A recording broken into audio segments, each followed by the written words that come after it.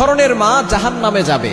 আমরা অনেকেই মনে করি মা মানেই তো জান্নাতি, মায়ের পায়ের নিচে সন্তানের জান্নাত রয়েছে। কিন্তু কিছু মা এমন আছে যারা সন্তানদের প্রতি অবিচার করে, যারা সন্তানদের সাথে এমন ব্যবহার করে যেটা আল্লাহ পাক রব্বুল আলামিন সহ্য করে না। মনে রাখবেন, মা বাবা যদি সন্তানের প্রতি জুলুম করে তাহলে আল্লাহ পাক রব্বুল আলামিনের বিচার করবেন, কারণ আল্লাহ পাক রব্বুল আলামিন নিজেই তার নিজের উপরে জুলুম করা হারাম করে নিয়েছেন। সুতরাং কিছু মা বাবা এমন আছে যারা সন্তানদের প্রতি জুলুম করে।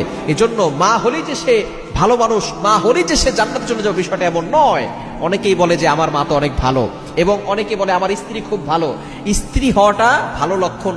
ভালো একজন মানুষ তখনই হবে যখন সে শাশুড়ি হবে এবং নিজের ছেলের বউর সাথে নিজের মেয়ের মতো আচরণ করবে, তখনই সে আদর্শ একজন ভালো মানুষ হতে পারবে। কিন্তু অনেক মা ভালো, কিন্তু যখনই ছেলেটাকে বিয়ে দেয় তখন বউয়ের সাথে আর ভালো ব্যবহার করতে পারে না।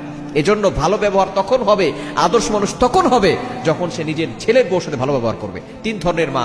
নাম্বার ওয়ান, এক নাম্বার হচ্ছে যারা নিজের সংসারের সন্তানদের ভিতরে ঝগড়া লাগিয়ে দেয়। নিজের মা স্বার্থের জন্য আপন ভাই বোনের ভিতরে ঝগড়া লাগিয়ে দেয়। আপন ভাই বোন দেখা যাচ্ছে মায়ের কারণে তারা যুগের পর যুগ ধরে কথা বলে না। এজন্য যেই মা নিজের সন্তানদের ভিতরে ঝগড়া লাগিয়ে দেয় সেই মা জাহান্নামে চলে যাবে। এবং দ্বিতীয় নাম্বার হচ্ছে